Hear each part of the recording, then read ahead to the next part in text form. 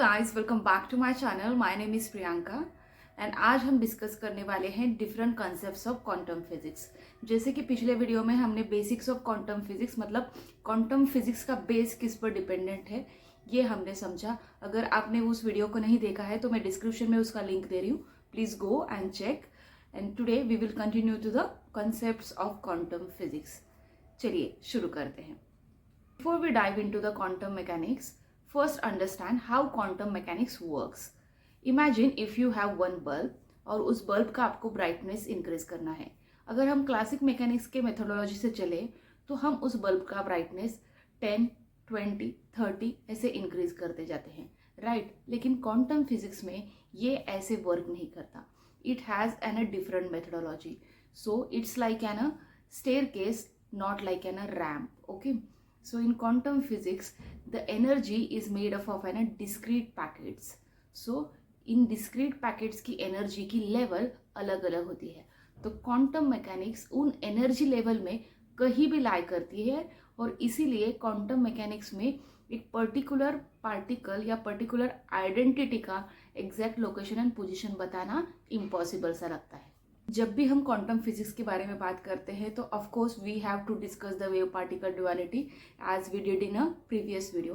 Wave particle duality बस हमें ये डिफरेंस दिखाता है कि जब तक हम ऑब्जर्व ना करें तब तक रियलिटी कुछ और है, और जब हम ऑब्जर्व करने लगते हैं तो रियलिटी कुछ और दिखाती है, right? So wave particle duality shows how one thing shows properties of two different aspects. Means light has wave like properties and also light has an particle like properties, right? Now move to the second thing, that is a superposition, the famous Schrödinger's cat experiment.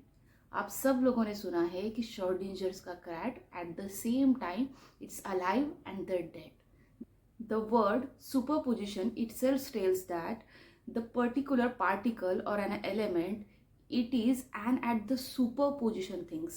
Super मतलब which is telling us its position in a super condition, right? Suppose आपने coin toss किया, जब तक वो coin जमीन पर नहीं गिरता तब तक हम नहीं बता सकते कि वो हेड है या टेल है। लेकिन इस सारे कंडीशन में जब तक वो ऊपर हवे में रहता है तब तक हम उसे कंसिडर करते हैं कि वो पर्टिकुलरली एक सुपर पोजिशन में है। मतलब वी डोंट नो वो हेड है टेल है, वो कौन सा पोजीशन है we don't know. But coin जमीन पर नहीं गिरता तब तक कॉइन हेड एंड टेल दोनों है ऐसा नहीं है। We don't know in which state. क्या पता वो एक इंस्टेंट पर हेड है, अगले इंस्टेंट पर टेल, देन एक इंस्टेंट पर हेड, ऐसे sequence of set of possibilities हो सकती हैं जब तक वो जमीन पर ना गिरे, राइट? सो जब तक वो एक अपनी कंडीशन नहीं दिखा देता तब तक वो एलिमेंट किस कंडीशन में है? At the superposition condition. Cat is not alive and the dead at the same time, it is in a super condition, right? मतलब हमें पता ही नहीं, जब तक हम उसे ऑब्जर्व नहीं करेंगे तो हमें पता ही नहीं चलेगा कि कैट कौन से कंडीशन में है। तो वो जो अननोन कंडीशन है उस कंडीशन को क्या कहा गया है? Super position condition. हम सब लोग वो कैट के एक्सपेरिमेंट को इतना फैंसी बना देते हैं कि ऐसा सोचते हैं कि cat is at a multiple states, it's like magic, cat alive भी है डेड भी है। और कई लोगों को तो ये बहुत स्टुपिडिटी लगती है कि सुपर पोजिशन कंडीशन मतलब दोनों स्टेट्स कैसे अलाइव रह सकते हैं, मतलब cat alive and dead at the same time कैसे रह सकता है? मतलब it is an a set of possibilities, we don't know in which state that cat is alive और डेड, राइट? अगर कोई जल्दी चेक करेगा तो उसके लिए कैट अलाइव रहेगा, कोई थोड़ी देर बाद चेक करेगा उसके लिए कैट की condition in the mid way होगी, कोई और थोड़ी देर बाद चेक करेगा उसके लिए कैट डेड होगा, right? So until we observe और until we observe the instances we don't know. For particular instances the particular thing is at a multiple stage, right? There are different set of possibilities. हम जब भी श्रोडिंजर्स के cat के बारे में बात करते हैं तो एक बात भूल जाते हैं कि we are talking about this possibility regarding quantum physics. It related to an a tiny element. Quantum physics किसके बारे में काम करता है? जो सब एटॉमिक है, जो टाइनी पार्टिकल्स है उन पर काम करता है, जो बहुत क्वांटा है, that is what quantum physics, right? So जब electron in atom revolves around an a particular energy level, so that electron is in a superposition we don't know in which energy level that particular lies. मतलब अगर वो second orbit में rotate कर रहा है तो second orbit में भी बहुत सारे vertical and horizontal discrete levels of energies रहते हैं। अगर हम किसी इलेक्ट्रॉन को हायर एनर्जी लेवल में ऑब्जर्व कर रहे हैं, क्या पता वो एनर्जी लूज कर कर लोअर लेवल में जंप करे। Until we measure a quantum particle, it exists in all states at once, right? The measurement forces are try to choose that particular element and a one reality. मतलब जब हम उसे major करने लगते हैं तब उसकी रियलिटी चेंज होती है। I hope you are getting my point. I am trying to make things very simplier form, okay, to make you understand these things. So now let's move to the third one. Quantum entanglements मतलब दो चीज़ें एक साथ ऐसी उलझी हुई हैं, अगर एक पर कुछ इम्पैक्ट पड़ेगा तो दूसरा भी ऑटोमेटिकली वैसे ही रिएक्ट करेगा। मतलब दो चीज़ों में एक इनविजिबल फोर्स है जो एक दूसरे को जोड़े रखता है and also once change will appear in another state also. Quantum entanglement work तो करता है, लेकिन ये कैसे वर्क करता है exactly still scientist are trying to figure out. फिर भी मैं आपको एक समझाने की कोशिश करती हूँ by considering a very basic example. Suppose एक इलेक्ट्रॉन एक ऑर्बिट में रोटेट कर रहा है, तो उसके साथ एक दूसरा इलेक्ट्रॉन भी रोटेट कर रहा है। अगर पहला इलेक्ट्रॉन एंटी क्लॉकवाइज स्पिन कर रहा है तो दूसरा इलेक्ट्रॉन क्लॉकवाइज स्पिन करेगा, राइट? अब मैं एक इलेक्ट्रॉन, इन दोनों इलेक्ट्रॉन जो एक दूसरे के साथ जुड़े हैं, जिनको बरसों से आदत लगी है कि एक को क्लॉकवाइज घूमना है और दूसरे को एंटी क्लॉकवाइज घूमना है, अब उसमें से एक इलेक्ट्रॉन को मैं मार्स पर भेजती हूँ और दूसरे इलेक्ट्रॉन को अर्थ पर रखती हूँ। अगर मैं इस इलेक्ट्रॉन का स्पिन चेंज कर दूँ तो ऑटोमेटिकली उस इलेक्ट्रॉन का स्पिन भी क्या हो जाएगा, चेंज हो जाएगा। मतलब दोनों की प्रॉपर्टीज एक दूसरे के साथ ऐसी जुड़ी हुई हैं कि distance does not matter between them. That is what the quantum entanglement. मतलब दो चीज़ें एक दूसरे के साथ ऐसी जुड़ी होती हैं कि एक का दूसरे के ऊपर इफेक्ट ऑटोमेटिकली रिएक्ट कर जाता है। मतलब हम अगर एक की प्रॉपर्टी चेंज करें तो दूसरा ऑटोमेटिकली रिजल्ट दिखा देता है। That is what quantum entanglement. और इसी को आइंस्टाइन ने कहा था spooky action at a distance. तो ये बहुत ही मैजिकल है, ये वर्क भी करता है। और ये क्वांटम फिजिक्स में देखा गया है कि जब दो टाइनी पार्टिकल्स एक दूसरे के साथ लिंक्ड हो, वो चाहे कितनी ही दूर डिस्टेंस में हो, लेकिन वो एक दूसरे पर अफेक्ट करते ही हैं। So this is very important concept in the quantum physics. Now move to the next one. Now another important concept in a quantum physics is quantum tunneling, right? Means of walking through walls.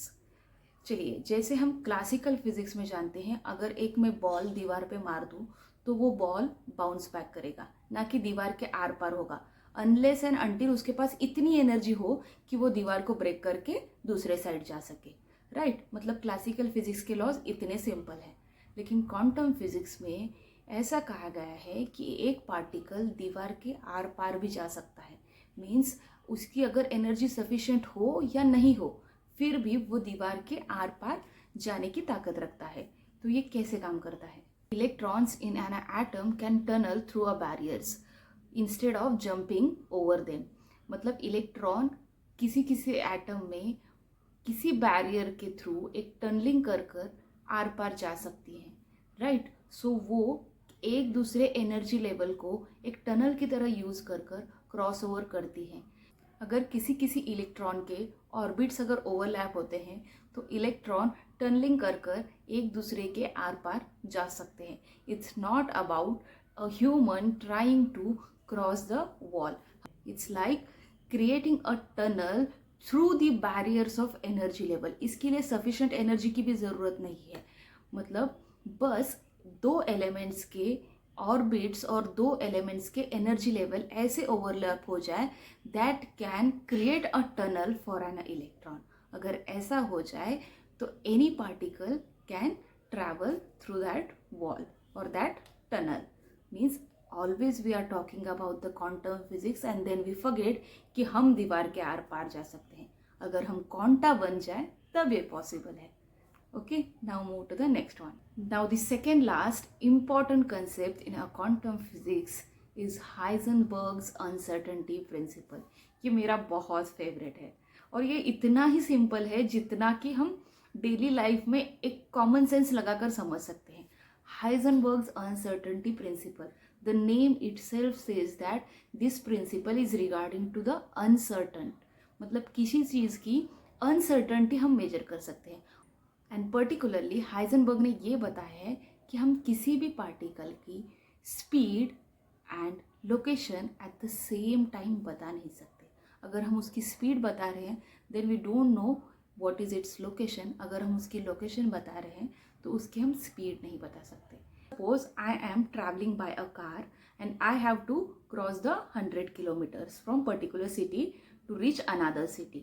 Then अगर मैं किसी को मेरा location share करती हूँ, वो जब तक उस लोकेशन पे टैप करके देख रहा है तब तक मैं कंटिन्यूसली मूव कर रही हूँ, और वो जैसे ही मुझे पकड़ने की कोशिश करता है I will go the next spot, right. So he is trying to identify my location but my location is not fixed, I am moving.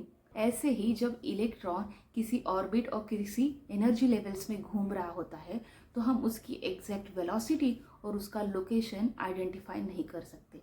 क्या पता वो हायर एनर्जी लेवल से लोअर एनर्जी पर ड्रॉप हो रहा हो या फिर लोअर एनर्जी से हायर एनर्जी लेवल पर. तो ना ही उसकी लोकेशन फिक्स है ना ही स्पीड फिक्स है. जैसे उसकी स्पीड चेंज होती है वैसे ही उसका लोकेशन भी मूव होता रहता है.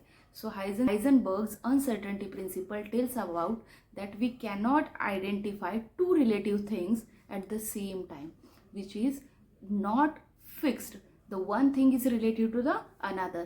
जितना फास्ट मैं जाऊंगी उतना मेरा लोकेशन जल्दी रीच होगा, राइट. लेकिन अगर कोई मेरी लोकेशन आइडेंटिफाई कर ले तो मेरी स्पीड के हिसाब से मेरा अगला स्पॉट कैलकुलेट नहीं कर पाएंगे. And in the same way, in the quantum state, we cannot identify the particular things, speed and location at the same time. This is as simple as that. Do not make things complicated. आप अपने हिसाब से imagine करिए, आप अपने हिसाब से एक उसको तर्क लगाइए. अगर आप गलत भी होंगे तो आप अगला लॉ पढ़ते ही आपको कुछ चीज़ें समझ में आ जाएंगी. सो इट्स बेटर कि आप खुद रिकॉग्नाइज करके चीज़ें समझें कि कोई फैंसी वीडियो देखकर. बिकॉज वीडियो से आप इमेजिन तो कर पाओगे लेकिन इमेजिनेशन किसी और की होगी. Last concept which is discussed in quantum physics is quantum computing, the future of technology. Okay, what is the difference between the quantum computers and normal computers. हम सब जानते हैं कि नॉर्मल कंप्यूटर्स 2 बीट्स पे चलते हैं, 0 and 1. The beats are either 0 or 1. लेकिन quantum computers में ये 0 and 1 at the same time रहता है.